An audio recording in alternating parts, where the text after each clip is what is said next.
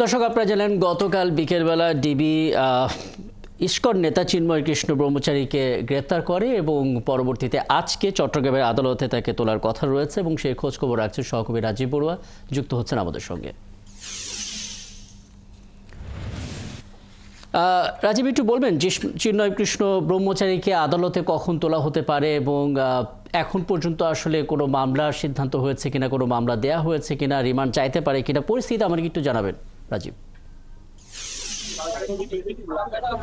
বাংলাদেশ জনতা জাগরণ মঞ্চের মুখপাত্র চিন্ময় কৃষ্ণ ব্রহ্মচারীকে গতকালকে আপনি জানেন যে সকালে আটক করেছেন এবং আজকে সকালে চট্টগ্রাম আনা হয়েছে এবং 10:30টায় চট্টগ্রামের আদালতে ওনাকে তোলা হয়েছে। এখানে মেট্রোপলিটন কাজী শরীফুল ইসলামের আদালতে ওনাকে তোলা হয়েছে। তবে এখানকার যারা বিচারিক তাদের সাথে যুক্ত আর সেই আইনজীবীরা বলেছেন যে আসলে 12টা পরে আসলে এখানে যে আদালতের কার্যক্রম সেটি আসলে মূলত শুরু হবে। এর আগে গত 25শে অক্টোবর এখানে চট্টগ্রামের লালদিঘিতে সনাতন জাগরণ মঞ্চের বিশাল এক মহাসমাবেশ হয় এবং সেই মহাসমাবেশে পতাকা উত্তোলনকে কেন্দ্র করে তার বিরুদ্ধে রাষ্ট্রদ্রোহ মামলা করা হয় এবং সেই মামলায় দুজনকে আটকও করা হয়েছে। তো সেই মামলার জের ধরে গতকালকে তাকে আটকের পর চট্টগ্রামের চেরাগীর মোড়ে সমাবেশ করে সনাতন ধর্মাবলম্বীরা তারা সেখানে তার মুক্তির দাবিতে সমাবেশ এবং বিক্ষোভ মিছিল করে এবং আজকেও আমরা দেখেছি যে সেই চিন্ময় দাসকে যখন আদালতে তোলা হয়েছে এবং প্রচুর সনাতন ধর্মাবলম্বীরা তারা বিল্ডিং এ এসেছেন, এসে তারা নিচে স্লোগান দিয়েছেন এবং এখানে নিরাপত্তার জন্য পুলিশ এবং বিজেপি সদস্যরা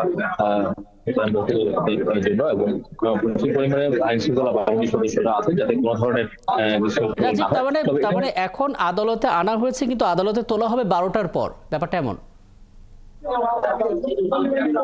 এখানে আইনজীবীরা আসলে বলছেন যে এখানে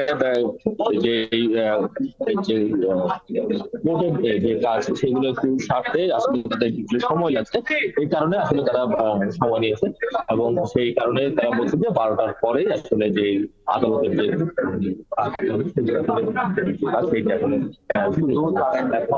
বাজে প্রায় 11:30 বেজে গেছে। আর একটু পরে হয়তো সেই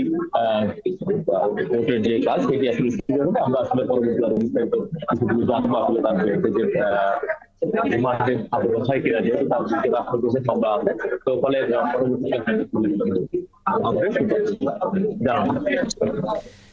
জি, এবং রাজীব, তখনও আপনার কাছ থেকে আসলে পুরোপুরি আমরা জানার চেষ্টা করব আসলে তার বিরুদ্ধে অভিযোগগুলো আসলে কী ছিল এবং কোনো মামলা হয়েছে কিনা। নিশ্চয়ই সেগুলো পরবর্তীতে জানতে পারবো। আমাদের সহকর্মী রাজীব বড়ুয়া আমাদের সঙ্গে যুক্ত হয়েছিলেন, চট্টগ্রাম থেকে বলছিলেন এবং ইস্কন নেতা চিন্ময় কৃষ্ণ দাস ব্রহ্মচারীকে চট্টগ্রামের আদালতে আনা হয়েছে এবং 12টার পর তাকে আসলে আদালতে তোলা হবে এবং এই বিষয়টা নিয়ে মূলত আমরা কথা বলছিলাম।